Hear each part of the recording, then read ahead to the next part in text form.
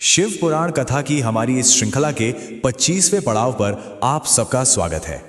आज हम एक ऐसी खास यात्रा पर निकलने वाले हैं, एक ऐसी यात्रा जो हमें सीधे भगवान शिव के दिव्य धाम शिवलोक तक ले जाएगी। तो चलिए इस सफर की शुरुआत करते हैं। तो ये रहा हमारी आज की यात्रा का नक्शा। हम शिवलोक की भव्य यात्रा से शुरू करेंगे, धर्म के दिव्य द्वार को समझेंगे, ब्रह्मांड के अनगिनत लोकों से गुजरेंगे और फिर कैलाश के परम वैभव को देखेंगे। आखिर में हम जानेंगे कि शिव भक्ति से मोक्ष कैसे मिलता है और शिव कृपा का असली सार क्या है। तो सबसे पहले बात करते हैं शिवलोक की इस महान यात्रा की। देखिए, ये कोई आम सफर नहीं है। इसकी शुरुआत ही होती है समय के बंधन को तोड़ने से।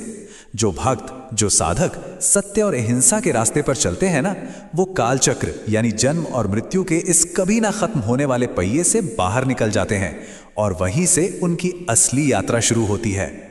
अब जब कोई कालचक्र से परे पहुंच जाता है तो वो पहुंचता है शिवलोक के प्रवेश द्वार पर।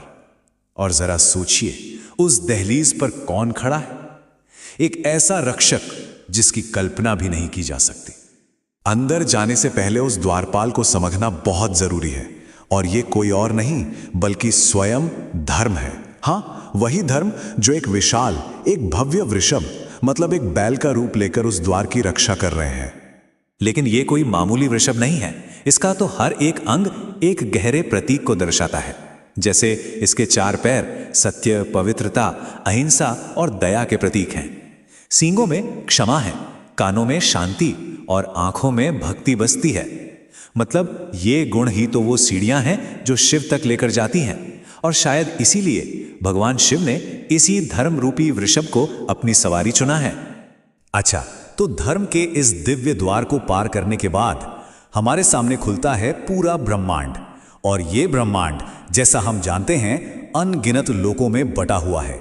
मतलब अलग अलग दुनियाएं, अलग अलग डायमेंशंस, और हमारी यात्रा इन्हीं लोकों से होकर आगे बढ़ेगी। तो सबसे पहले आते हैं सृष्टि के रचयिता ब्रह्मा जी के 14 लोक। सोचिए, ये वो लोक हैं जो पंच महाभूतों यानी पृथ्वी, जल, अग्नि, वायु, आकाश की हमारी समझ से भी कहीं आगे हैं। इन 14 लोकों को पार करके हम पहुंचते हैं ब्रह्मांड के पालक भगवान विष्णु के 14 लोकों में। यहां हर तरफ व्यवस्था और संतुलन का वास है। और अब ये यात्रा और भी विशाल हो जाती है। अब हमारे सामने आते हैं भगवान रुद्र के 28 लोक। यहां ब्रह्मांड के परिवर्तन की, संहार की ऊर्जा महसूस होती है। और फिर अंत में आती है आखिरी और सबसे बड़ी चढ़ाई। ये हैं स्वयं भगवान शिव के 56 लोक। इन लोगों को पार करते ही हम अपनी मंजिल, अपने गंतव्य कैलाश के बेहद करीब पहुंच जाते हैं। तो इन सभी लोकों के शिखर पर क्या है? हमारी यात्रा की मंजिल कैलाश, वो परम धाम जो वैभव और ज्ञान से पूरी तरह भरा हुआ है। कैलाश को सिर्फ एक पर्वत समझना एक भूल होगी। ये तो चेतना का वो परम केंद्र है, वो शिवालय है जहां परमेश्वर शिव अपनी आदि शक्ति यानी पराशक्ति के साथ विराजते हैं। यही सृष्टि का अंतिम सत्य है।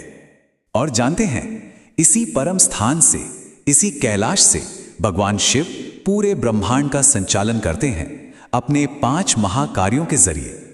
सृष्टि यानी रचना, पालन यानी संरक्षण, संहार यानी विनाश, तिरोभाव यानी माया का पर्दा डालना, और अनुग्रह यानी कृपा करना।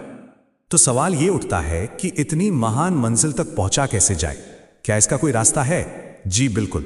और हमारे शास्त्र इसका एक बहुत ही साफ रास्ता बताते हैं। इस रास्ते पर 4 मुख्य पड़ाव हैं। पहला, शिव मंत्र का 5 लाख बार जाप पूरा करना।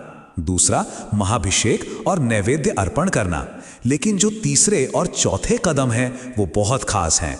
तीसरा कदम है शिव के दूसरे भक्तों की पूजा करना, और चौथा, भक्त जोड़ों को सम्मान के साथ भोजन कराना। यहां सबसे जरूरी बात यह है कि यह सफर अकेले की साधना से शुरू होकर दूसरों की सेवा पर खत्म होता है। असली भक्ति तब पूरी होती है जब हम दूसरों में शिव को देखने लगते हैं। अब आप सोच रहे होंगे कि दूसरे भक्तों की सेवा पर इतना जोर क्यों? इसका कारण बहुत गहरा है। हमारे ग्रंथ कहते हैं कि एक सच्चा भक्त वो खुद ही शिव और शक्ति का स्वरूप बन जाता है। पुरुष भक्त को शिव का रूप और स्त्री भक्त को देवी पार्वती का रूप माना जाता है। और बस यहीं पर आकर हम इस पूरी यात्रा के असली सार को, इसके निचोड़ को समझ पाते हैं कि आखिर मुक्ति का, मोक्ष का असली मतलब क्या है। शिव की कृपा आखिर मिलती कैसे है? इसका जवाब बहुत ही सरल है। अपनी ही आत्मा में आनंद का अनुभव करना ही मुक्ति का साधन है। मतलब जो पूरी यात्रा हमने ब्रह्मांड के लोकों में की, वो असल में अपने अंदर की ही यात्रा का एक प्रतिबिंब है। बाहर का सफर अंदर के आनंद को खोजने के लिए ही है। शिव पुराण कथा पर हमारी ये 25वीं पेशकश अगर आपको अच्छी लगी हो तो इसे लाइक, सब्सक्राइब और शेयर करना ना भूलें। आपका यही साथ हमें इस ज्ञान की यात्रा को आगे बढ़ाने की हिम्मत और प्रेरणा देता है। तो आज की बात हम इसी एक विचार के साथ खत्म करते हैं। अगर हर भक्त साक्षात शिव का ही रूप है, तो क्या किसी की सेवा करना ही सबसे बड़ी पूजा नहीं है? इस पर सोचिएगा जरूर। कृपया इस वीडियो को लाइक करें। यदि यह कथा आपके हृदय को छू गई हो तो इसे अपने परिवार और मित्रों के साथ शेयर करें। भगवान शिव की दिव्य कथाओं से जुड़े रहने के लिए कृपया हमारे चैनल को सब्सक्राइब करें।